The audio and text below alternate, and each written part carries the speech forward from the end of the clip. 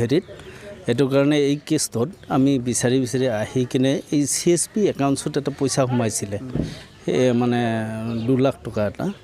সোমোৱাৰ পিছত তাৰে 40,000 টকা আমি সেই বেংকটোৰ পৰা পালোঁ আৰু 2-এটা মানুহ ধৰিব আছে তেওঁলোকক আমি বিচাৰি পোৱা নাই তদন্তৰ কাম চলি আছে এতিয়া 2জনক কৰিলোঁ আমি ইহঁতৰ নাম এজনৰ নাম মকছিদুল ইছলাম আৰু এজনৰ নাম চাকলাধাৰ অভিলাষ চাকলাধাৰ এই ইয়াতে কাঞ্চনপুৰৰ